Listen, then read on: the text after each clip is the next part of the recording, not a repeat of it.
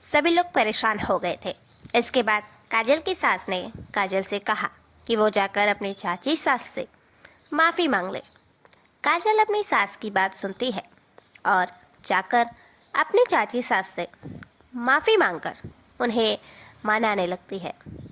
उसने बहुत कोशिश की लेकिन वो लोग नहीं माने।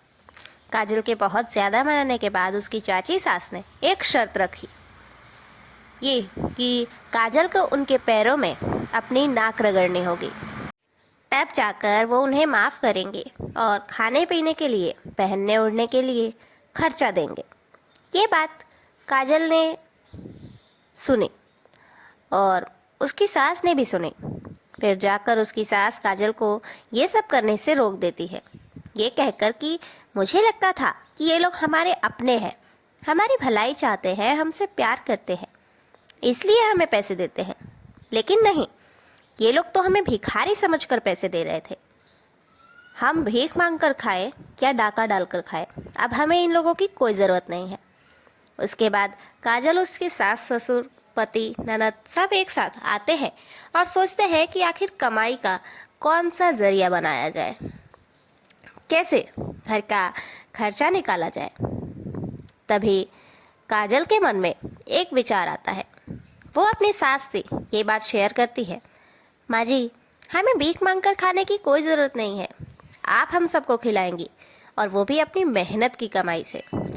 उसकी सास कुछ समझ नहीं पाती और सभी लोग काजल से सवाल करने लगते हैं। तभी काजल उन्हें बताती है, माँ जी, आपके पास जो बर्तन बनाने का हुनर है, मिट्टी के बर्तन बनाने का, और उन्हें पेंट करना, उन्हें सजाना, यहाँ तक कि घर के लिए तोरण, झूमर, ये सारी चीज़ आप बनाती हैं, और वो भी कम खर्चे में। हम ये सब बनाकर बेच सकते हैं, सरकार द्वारा हमें बिजनेस के लिए लोन भी मिल जाएगा। एक बार हम अपनी चीज़ उनके सामने प्रस्तुत करेंगे और अगर उन्हें हमारा आइडिया अच्छा लगा, पसंद आया, तो फिर हम ये कर सकते हैं। उसके बाद काजल अपनी सास को लेकर सरकार के ऑफिस जाती है और अपनी सास की बनाई हुई चीज़ों को सरकार के सामने पेश करते हैं। उसके बाद वो लोग चीज़ों को देखकर 2 दिन का समय मांगते हैं। 2 दिन पूरे हो जाते हैं। उसके बाद सरकार का जवाब आता है कि उन्हें उनका बिजनेस आइडिया बिल्कुल पसंद आया। दरअसल बिजनेस में होगा ये कि काजल की सास जो मिट्टी के बर्तन और चीज़ें बनाती है वो बनाकर बेचेंगी, और जिन औरतों को काम की ज़रूरत है उन्हें वो काम सिखाएंगे भी।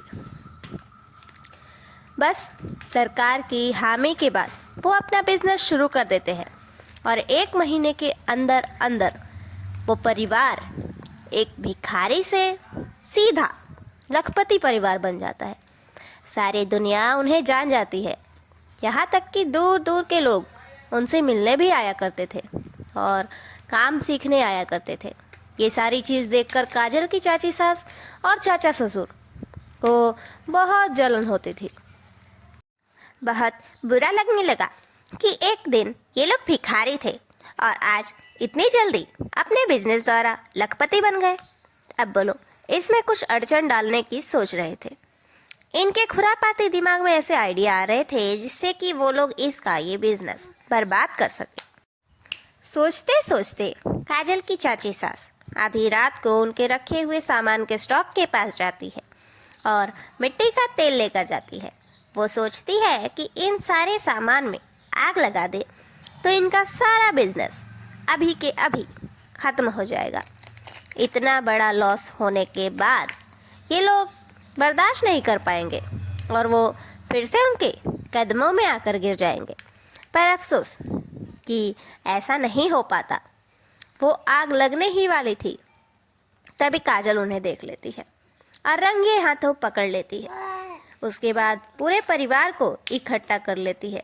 उसके बाद सभी घर वाले मिलकर उन दोनों को उस घर से निकाल देते हैं और फिर पूरा परिवार सुखी सुखी रहने लगता है। कुछ ही दिनों बाद उन दोनों को उनकी गलती का एहसास हो जाता है। उसके बाद वो दोनों वापस परिवार में आ जाते हैं, सबसे माफ़ी मांगते हैं और सभी लोग उन्हें माफ़ भी कर देते हैं। और फिर वो लोग पूरी तरह से सुधर जाते हैं। अब पूरा परिवार एक सुखी परिवार बनकर ये बिजनेस चला रहा था और सब एक साथ खुश रह रहे थे। तो कैसी लगी आपको हमारी ये कहानी, कमेंट में ज़रूर बताइएगा।